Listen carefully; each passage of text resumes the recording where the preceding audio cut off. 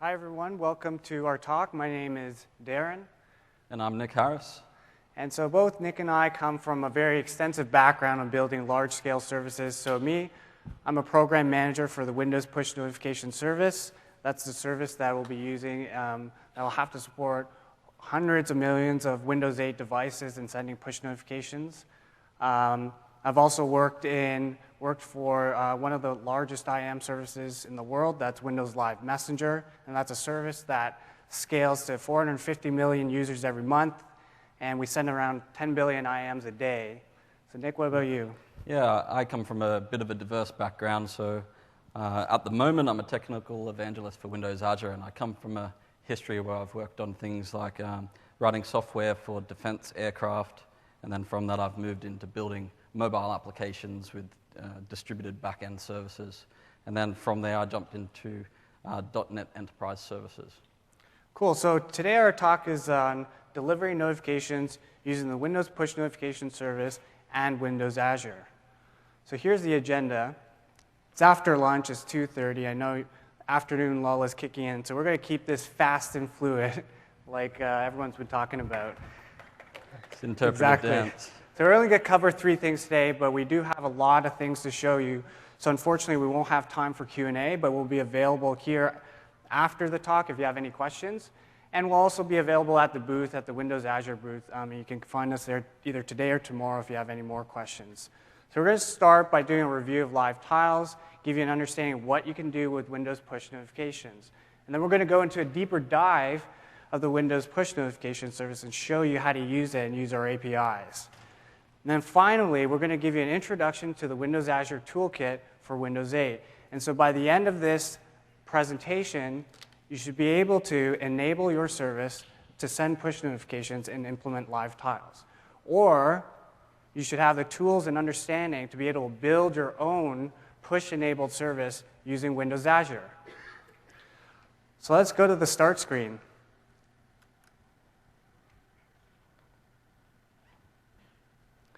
So many of you have seen this already. I see a lot of you using your devices that you got, and a lot of you at home have downloaded the build. And chances are this is the first thing you tried when you got your device. As you can see, this is the place where our users will go to find the apps that they love. And as Jensen mentioned in his big picture talk, icons are great, but they're kind of yesterday's way to represent an app. Instead, in Windows 8, a live tile is what's really going to make your app shine. And so the live tile is really the front door for your app. It's a way for you to reach out and connect to your users even when your app is not running, even when your app is not in the foreground, even when your user is not actively using your app. And so here on the start screen, you can see a lot of information just at a glance. You can see weather, you can see stocks, you can even see our build app that talks about popular sessions. You can see photos, you see news updates. This is really a really powerful place and a really useful space to take advantage of. So as a developer, if you're developing your apps, you should really take advantage of this. This is your opportunity to engage with the user again. Give them something that will draw them back into the app, add value to this start screen, and hopefully the idea is that the user will return back to your app and engage with it either through looking at the tile again or getting some useful information or launching your app more frequently. So how does push notifications fit into all of this? So with push notifications, this is how you're going to update your tiles and send toast notifications when your app is not running.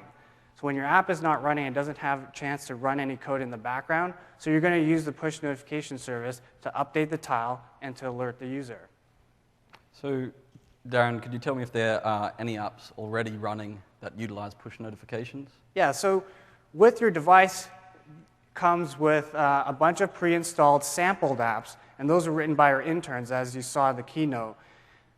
A lot of those already implement live tiles, but what you didn't know was that some of those are actually implemented with push notifications, and that was due to the great work from some of the interns that are actually in this presentation today. So let's see what you can update using a push notification. So if you just came from Kip's talk on using tiles and notifications, you might have seen this already. If not, here's a good refresher. So with the start screen, you can actually update images and text. So here's an example. Here's an example. You can update this image here, and this is an example of a small tile. There's also wide tiles that we have, and you can update images, you can update the text, you can have animations that pop up as you've seen in the demo. You can also have just straight text to show more information like the stock app there. You also have badges, which are little overlays on top of your tile. And that can be a number or a pre-configured icon, and that just adds more context and detail to your app without making it feel cluttered. And then finally, you can even have a toast notification. So you can show a pop-up message to your user for something that's super important, super critical, and that you want the user's attention right away. So that toast notification will show up even if your user's not looking at their start screen, even if they're running some other app, or even if they're on the desktop. So that's very important to use. That's a very important tool, but it's only used for very critical things. So let's see how you use the push notification service to update these tiles. So the push notification service we'll be referring to it as WNS for short. Here's an architecture overview.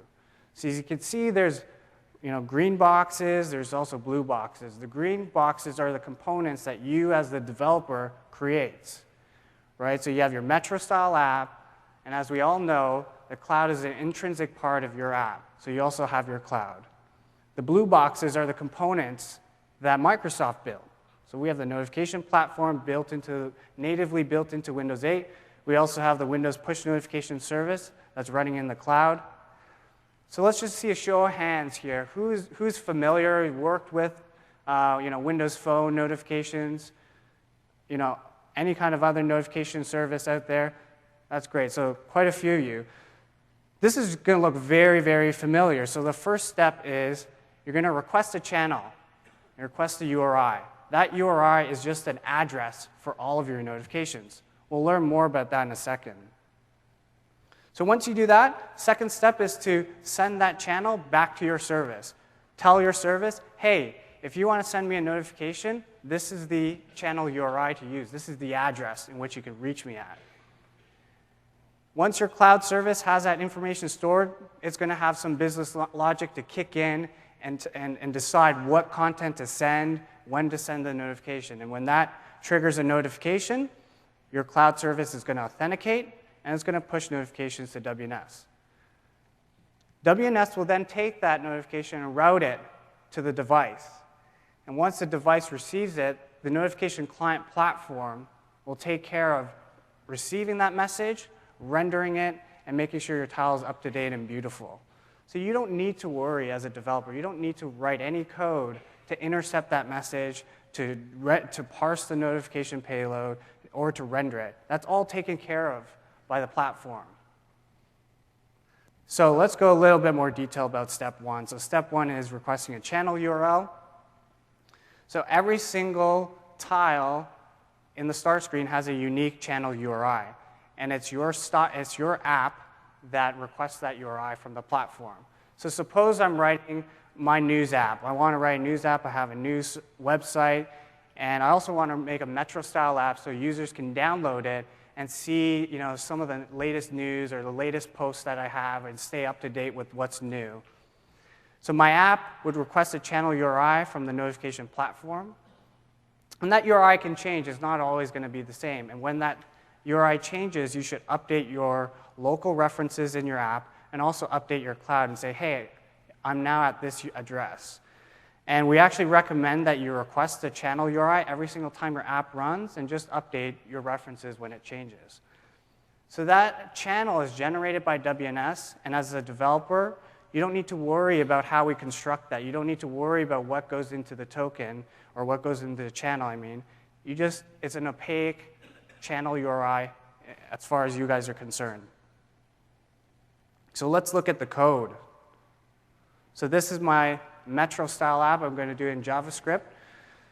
So first, we're just going to use the Windows Networking Push Notification namespace, and we're going to call this async function to create a channel, right? And then we're going to register for a callback. And when that callback returns, I'll be able to extract the URI and extract the expiration time.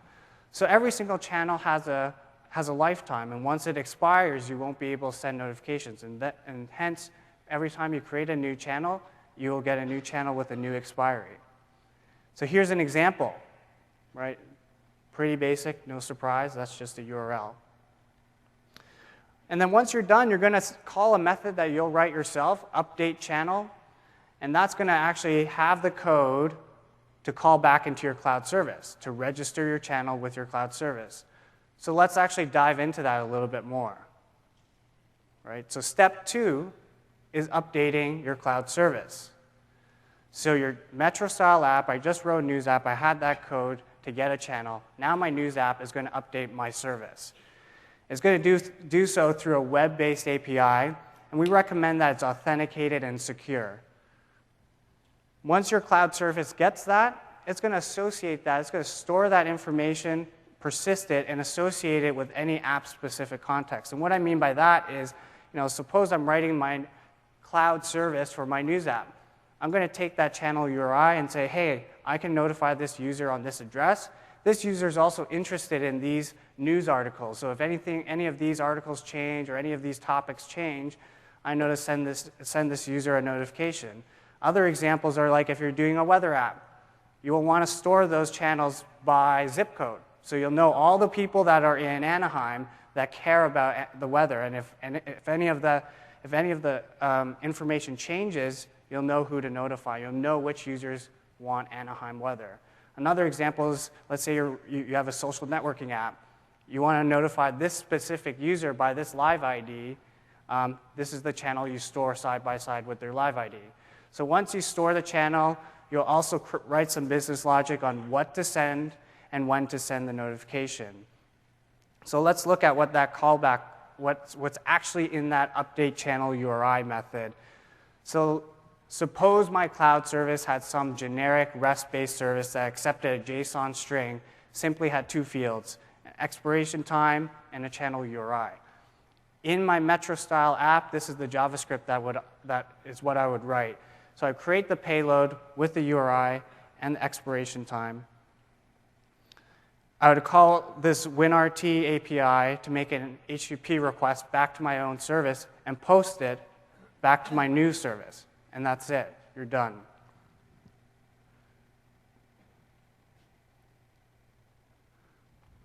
So now that your cloud service has the channel URI and it's associated and you've written the business logic, you're ready to send a notification. So your cloud service is, something's changed. Let's say I posted a new article on my site, and I want to now notify users of that.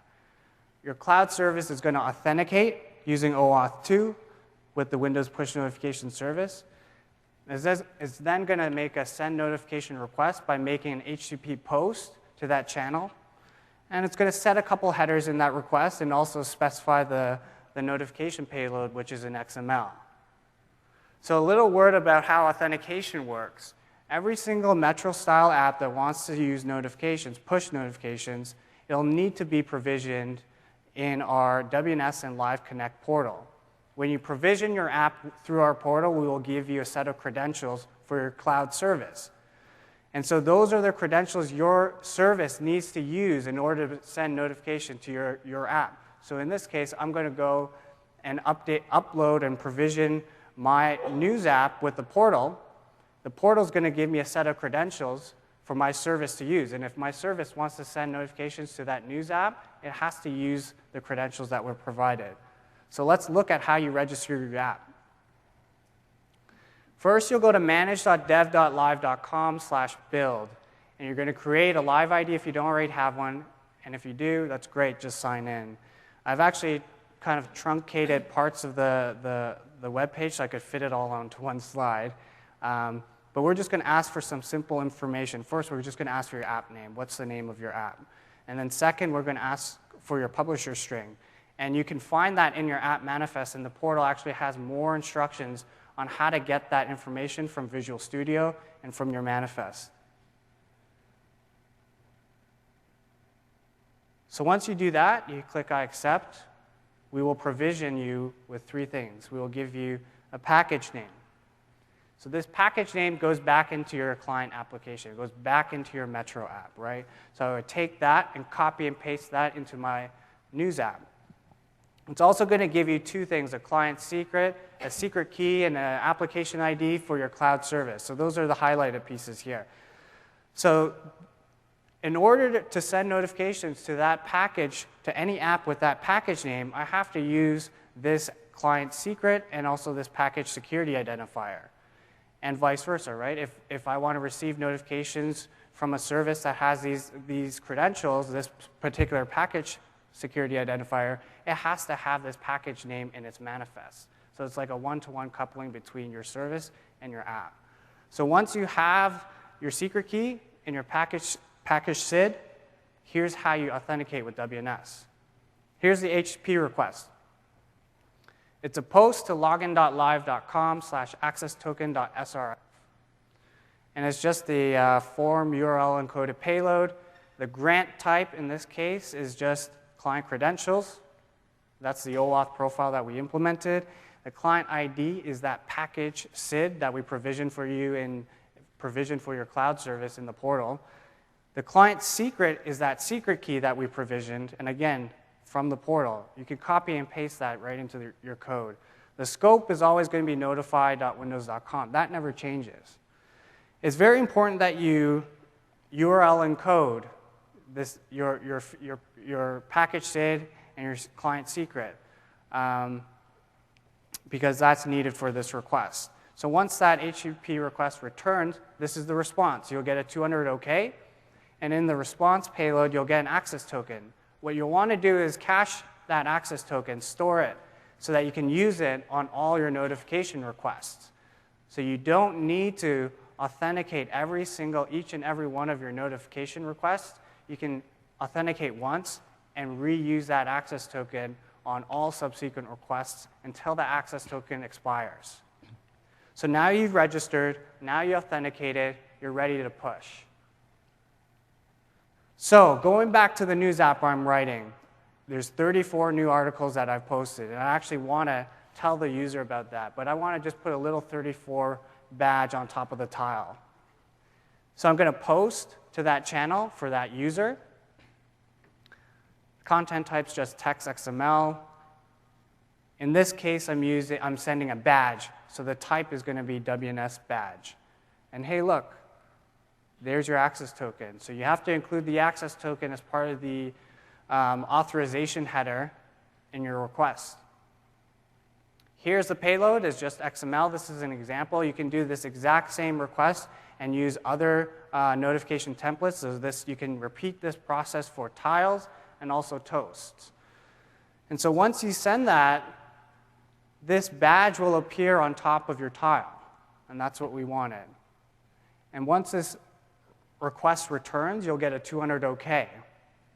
All right, and 200 OK means that WNS received the request. The user could be offline, or the device could not be connected to the internet, in which case 200 OK doesn't mean that your user has seen the notification. It just means that we've processed your request, and we will deliver the notification at the next available opportunity.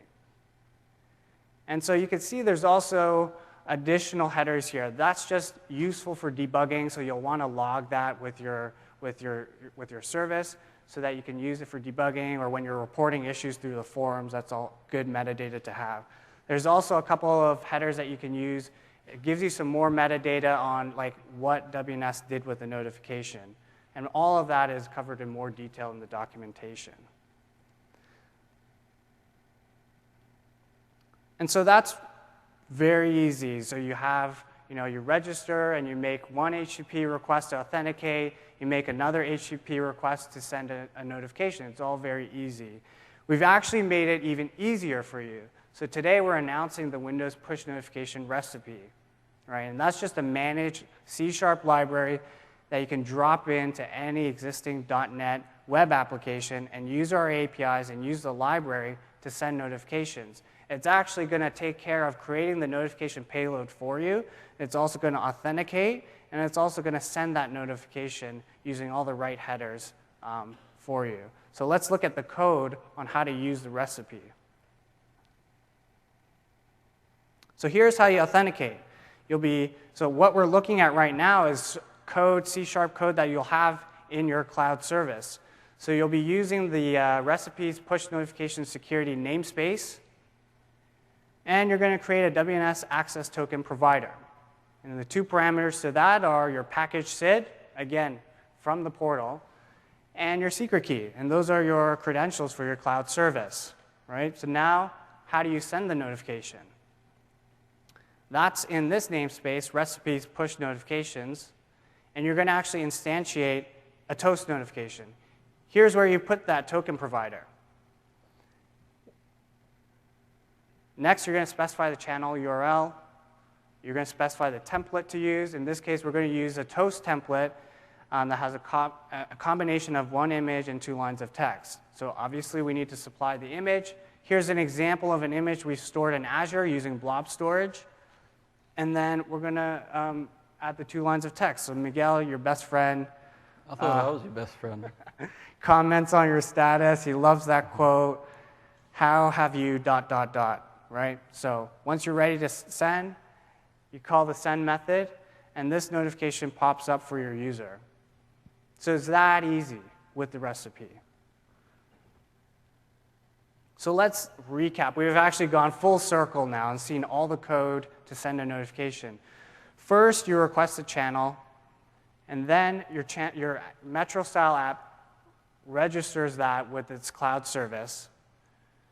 Your cloud service then has all the business logic to send the notification. It's going to authenticate and push using those 2 HTTP requests. So now a lot of you are like, yeah, Darren, you had me at hello. I love live tiles. I think they're great.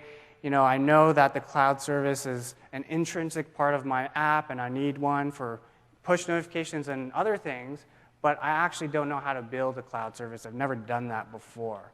That seems difficult. We've actually worked with the Windows Azure team. We've teamed up with them to make it super easy for you to build a cloud service. So actually, a good question is, Nick, how did the interns write a cloud service for like the news app and the weather app that implement push notifications? How did they do that? Yep. Yeah, that's a good question. So the first thing I'd like to say before we jump into this is how many people here have had some prior experience developing for Windows Azure? Right, so we've got a few veterans in the room. So what we did with the interns was first we needed to look at what are the commonalities in those applications, the news and weather service, in terms of building out this cloud service. What are the requirements that they need at the most basic level? And the first one there was they need a secure web-based API for channel registration. So that's for the channel URI returned from WNS. We need somewhere in the cloud to register that channel with our service such that we can use it at a later point in time. We also needed, once we retrieved that service, somewhere to store it. So for instance, if I was the weather app, the client goes, registers a channel, pushes it up to the service, and then you don't need to use that channel straight away. We need to place it somewhere until an event occurs within our application. So for the weather service, it may be a change in the weather forecast. Once your service detects that, we can then retrieve that from this persistent storage and post to it. So we need somewhere to store that channel. And what do we do with the tiles and toast images that we've seen? We need to be able to place them somewhere that's addressable on the web, such that when we construct our payload for our notification, we can reference these images such that they're rendered on the UI. So that's what our services need to do on the most basic level. And then how can I do that with Windows Azure? Well, for the channel registration, what we've got is we've got Windows Azure Compute. And one of the core concepts of Windows Azure Compute is a web role. So a web role supports full IIS. And what that means is you can go and package and deploy applications up there, perhaps a PHP application, an ASP.NET MVC application, or whatnot. This is also the perfect place to place that, say, a WCF REST service that exposes a registration endpoint. We've also, added a complementary ASP.NET website to the application such that you've got this value add for users. They may use your app, but they may also want to go onto the web and do some things with it. Now, so that's our compute and exposing a service. What about the storage? Well, Windows Azure has a storage offering. And the two key concepts I'd like to pull forward here in terms of this application scenario is that we can utilize table storage. So table storage provides you a non-relational data store. It allows you to store structured data, and it's massively scalable. So we can use that for our persistent channel URI. Now, what about the tile and toast images? Well, we've got what we call blob storage, and that's a place where you can store any binary data. So consider in your particular application, you may be using audio or video. This is the perfect place to store that information. And for tiles and toast images, this is a great place to put them too. So now that we understand what our basic requirements are and how we can satisfy them with these Windows Azure services, let's perhaps look at how we achieve this with the interns. So you probably noticed yesterday in the keynote that they announced the Windows Azure Toolkit for Windows 8. And this is a toolkit that we've sort of paired up with the WNS team, and we've gone off and built to accelerate this scenario for you guys. So essentially, it makes your life very easy in going out and building this cloud service and also utilizing the WNS recipe. So key things this includes are things like a dependency checker. So on day one, you've got your devices already. You may want to go off and do some dev. So when you download this, you can run a dependency checker, and they'll go out and check your OS to ensure that you've got all the dependencies required to build a Windows Azure service and a client application on the device. So dependency checker. We've also got templates for your services. So these provide template generation for a file new project experience. This will go out and generate your Azure services, a management portal for you to go and test and play with the different types of notification templates. And it also goes off and generates the client, which performs the registration or the request from WNS, and then the registration to that service. It's got some samples in there, which I'll let you go and look through at in your own time, and a lot of documentation with that as well. So what you're saying is this toolkit, once I download it, I go and file new project. It'll create a client app, Metro-style app, and also create a cloud service, and it's going to complete all those 3 steps I talked about. Yep. I can't think of a very long answer, so the short one is yes. All right, let's see it. Everything. It does everything. So let's jump across to the dev machine here. Right, so the first thing is, where do you get this from? Where is this beautiful piece of code that goes out and generates all these cool things for us developers? So we've put it up on Codeplex. So the URL is WAT Windows 8. So W-A-T Windows 8. And on here you can see that some of the documentation's there, so you can click through on that. You can also come and download it over here. So we're going to step through this process and see how this toolkit achieves those 3 key steps that Darren mentioned. Request a channel from WNS, register and store it with your service, and then go and authenticate and push to WNS. So I've downloaded this toolkit here, and I've already gone off and installed it. But what you get once it's installed is this. So under C drive, you'll get a Windows Azure folder with WAT Windows. And we've got this setup command here. So when I run this, it's going to go off and first run that dependency checker for you. So you can click in and hit next. And now this is going out and checking that my OS has all the requirements needed to be installed to go and do this development. So if there was not something installed here, you get a red cross and a link to where you can download and install it from. So it makes the process of finding these very simple. So I'm just going to hit next. Now the next very important thing is the actual template project that we put into Visual Studio for you. And this is where your client application and services are generated. So we're just going to hit install on this, and that's done. And we do some things there, the firewall, which you can look at, and then now we've installed, our dependencies are there, we've got the templates. Now let's go and build this project. So it's quite easy. You can go and do File, New Project, and you can see here, you've got all the standard things, but we've gone and we've placed an additional template here within the cloud project. So this allows you to create a Windows 8 cloud application. So just to be clear, this template generates your services and your client for the full end-to-end solution. And that's it. It does everything for you. So let's step through it and see what we need to provide this. So the first step here is a little wizard, and we need to provide some information to this template so it knows how to behave. And the first piece of information we need is to say, well, we've got these tile and toast images. Where do we want them to be stored? While we're doing our development, do we want to utilize a real Windows Azure storage account, which is what the two first text boxes are for? Or do we use a local storage emulator?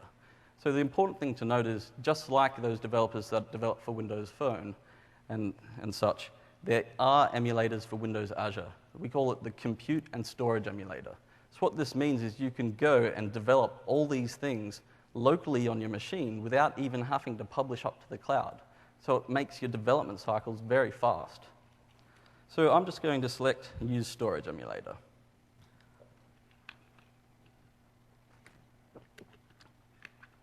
So now we've gone and told our services where we're going to store things.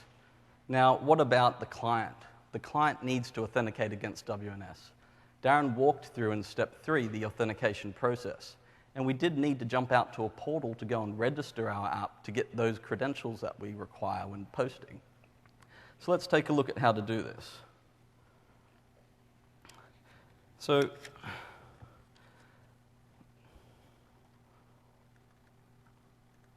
and funnily enough, Darren decided he would create a Hotmail account for me, so he's named it I Love WNS. But we did try to do I Love Azure, since I'm an Azure technical evangelist, and it was actually taken. Yeah.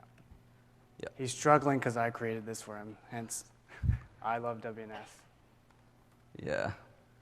I think Steve Marks or Wade have the I Love Azure one, so we'll just click through. Visit password here. There we go. Right. So we're in the WNS and Live Connect portal. So the next thing we need to do is we need to provide our package display name, which is the name for our client app. We also need to provide a publisher. But hold on, we're only just generating the solution, so we don't have this information. So where can we get it from? Well, we've exposed this in the wizard for you. You can just come here and convenient click on that, and it's going to copy it to the clipboard and paste it in. You can see we're doing the Cloud App 10 client. We'll get the publisher. In this case, it's me. Hit I accept. There we are. So now we're in the portal. And here you can see those 3 key pieces of information that we've talked about. Package name for the client, and then the client secret and SID for the services to post to WNS. So let's take these and push them into our wizard such that we can use them when we generate this template. So there's that. Now we need the client secret. There's one more switch. And there's the SID. So we'll hit OK. Right, so 2-step wizard in a file new project experience. Off to the right-hand side in Solution Explorer there, we're going off and generating the project for you. In the background, we've also generated a client app to consume these services. So we've got the WNS recipe here that Darren talked about. We've got a cloud project. And we've got our web portal that we're going to use to go and play with those templates and play with the WNS recipe. So, no code written yet. No, I haven't. Well, I wrote a lot of code to get this, but you don't have to write any code, and that's the main point. It makes it extraordinarily easy for you to utilize this in either your existing services or build out greenfield applications.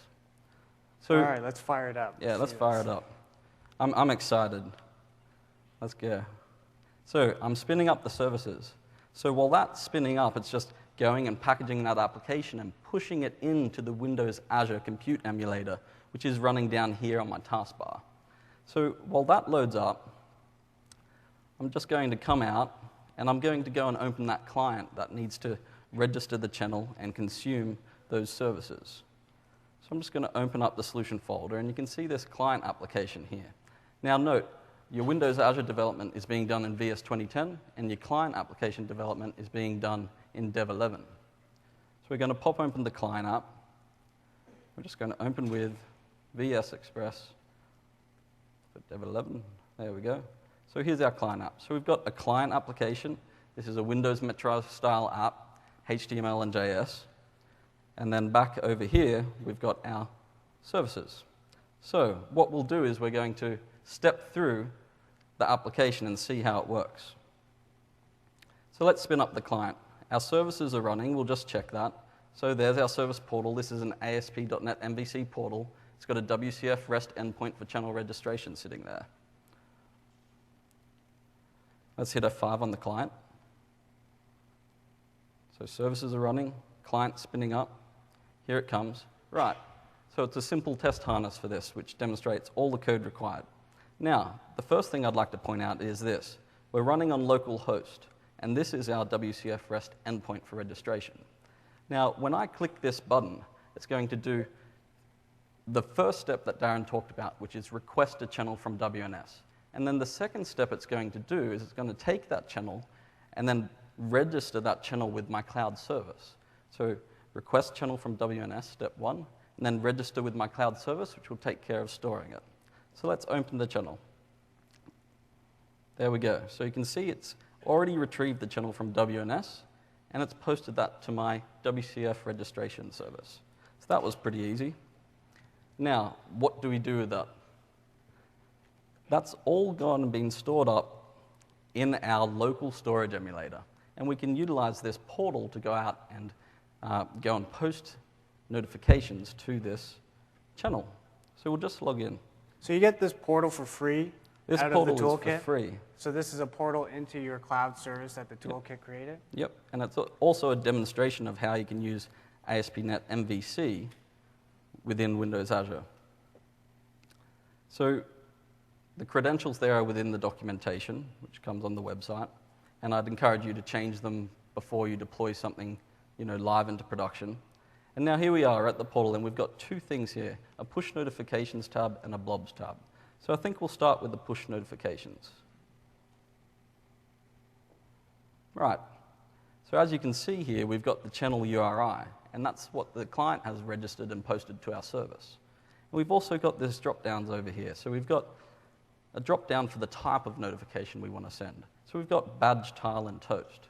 So if I were to say select toast, that's selected toast, and now we've got a whole very rich array of templates we can utilize for toast.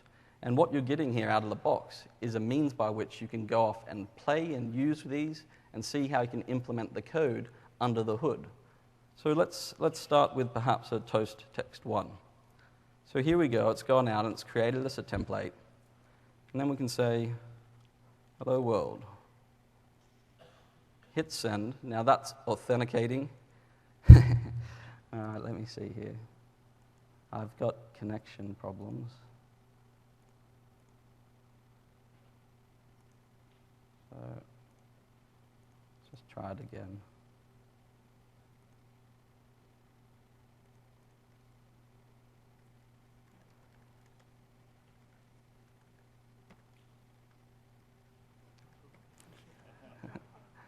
That seems to be working. Let's try off and hit this. I'm not sure why we're not able to hit the service at the moment.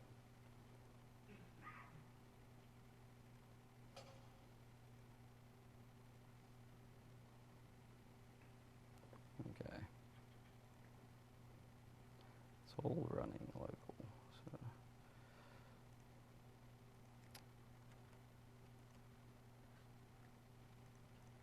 All right, Explorer. I think it's just the network issues that you're not able to connect outwards. Yeah. So maybe we try with Wi-Fi. We're just going to connect up to the Wi-Fi here rather than the local connection. Let's try this. Sorry, guys. There we go. Simple connection problem. So there's our toast.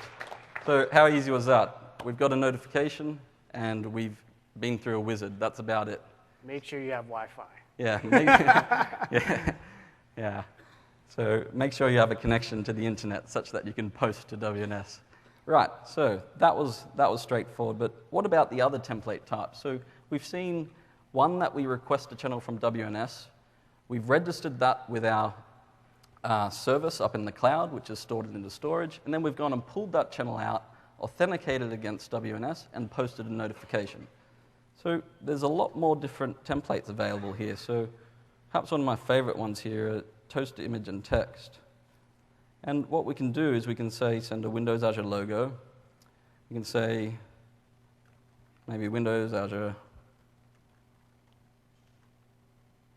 Cloud Power.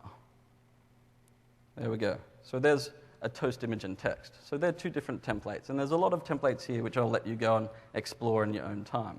But we've also got a lot of other different notification types. So let's look at tiles, for instance. So tiles, you can go off and send images for your start screen, which Darren showed you at the beginning of this session. So we'll just go off and we'll send perhaps a wide image there. Send. Now I'm going to pop back over to my start screen, and there's my app, and you've seen it pop in. So already out of the box, we're getting all this rich functionality which you can utilize in your applications. And we've also got perhaps my favorite template here, which I'll show you, is the tile-wide peak image. So again, we can hit Windows Azure logo, and we can say,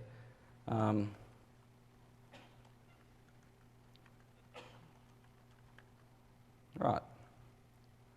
So again, we've pushed it to WNS. And jump back here. We've just seen the logo push in. And now we wait until it determines that it's time to pop that peekaboo image up to the client. And there you go. Pretty cool. Cool. So let's see. Go back to the portal for a sec. Okay. Let's see. Back into the portal. How do I use my own image? How to use your own image? Yeah. Let's have a look at that. So we'll come across here. And we've got blob storage. So we talked about this before. It's a perfect place to store your images. So you want to store your own images up in the cloud to push for your notifications? I want to see, something different. Yeah. All right. Well. Oh, wait. Funnily enough, I found Darren's own image here. That's from my Outlook. Yeah, this wasn't part of the rehearsal, dude. No, that's your Outlook.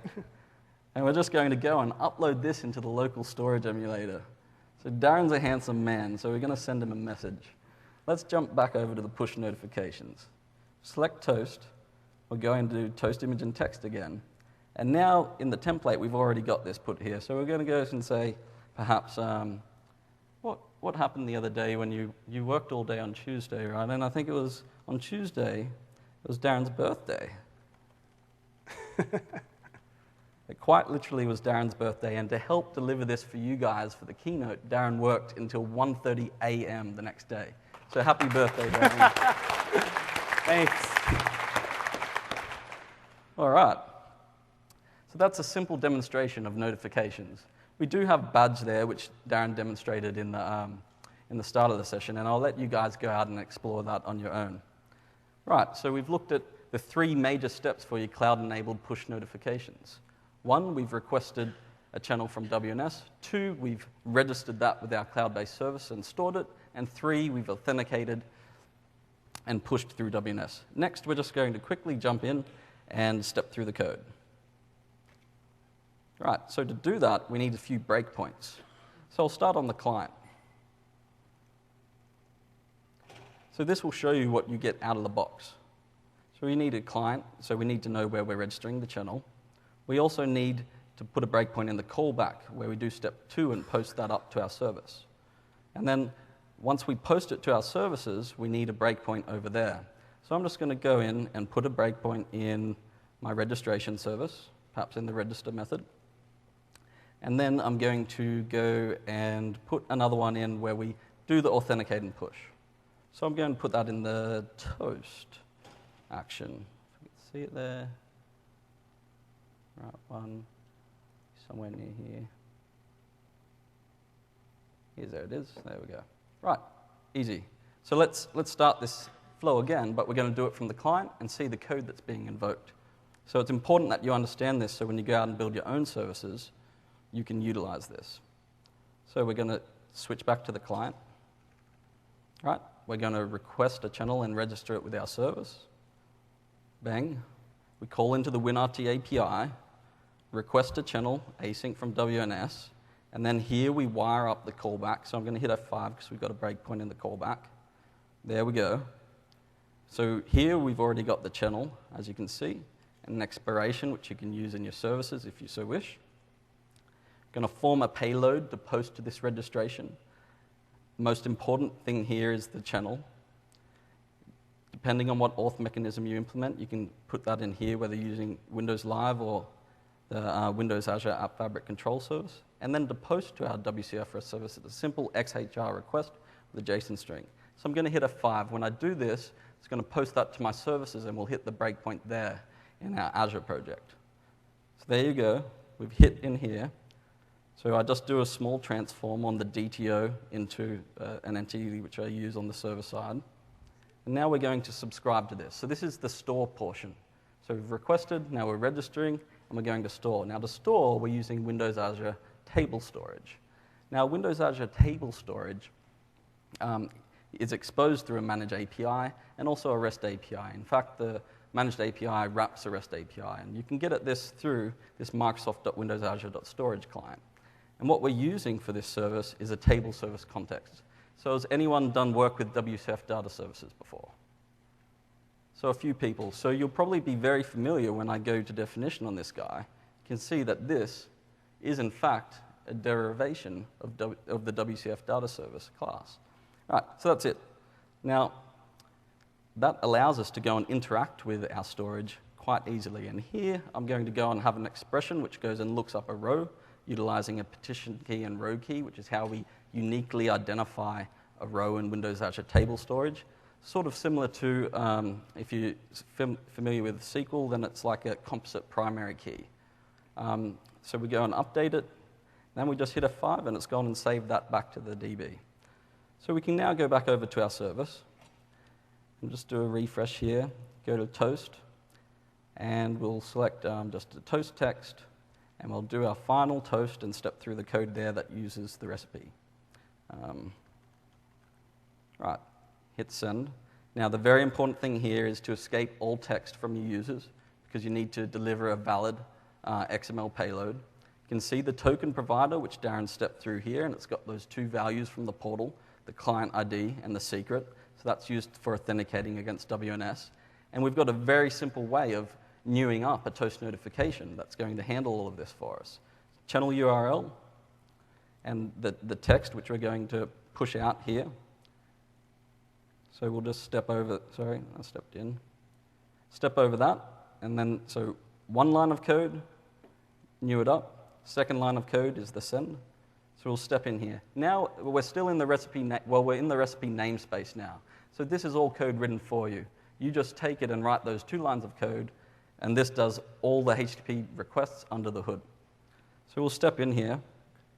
We'll generate the payload for this toast. So you can see that in the XML visualizer. It's a toast message. It's got our type and text. So that's what we're going to post to the service. And I've just hit send there. So let's do that one more time.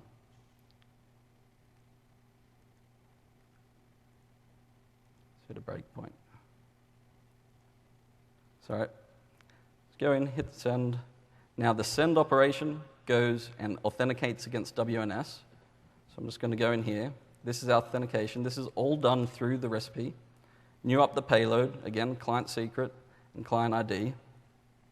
Construct the request, post that to WNS, and importantly, the auth token that we sign the push to WNS with. So that comes out.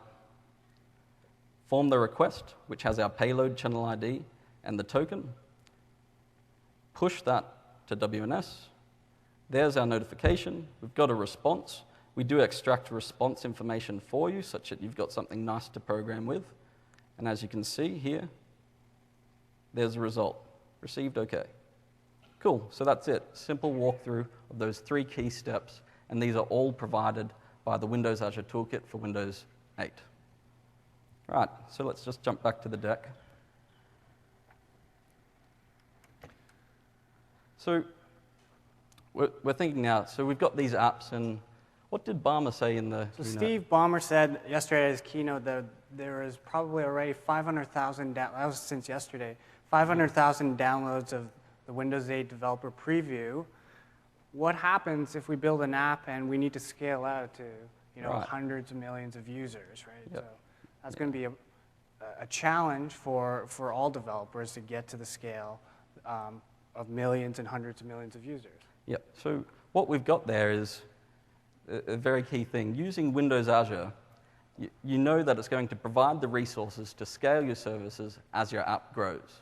So what do I mean by that? We've seen some very core or fundamental concepts of Windows Azure, but we've also got these additional services on top of that that helps you go out and build out scalable services. So we've looked at core, compute, and storage, but on top of that, we've got services that help scale. So Windows Azure has a capability of elastic scale, and what that means is through a portal, you can easily just increment or decrement as you need the number of compute instances that you have. And that'll just allow your web tier to scale out behind a load balancer such that you can serve a large demand.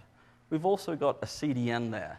So that's a content delivery network, and what that means is your static images, being the toast or tile images or audio, video, can be pushed out across 24 nodes around the globe.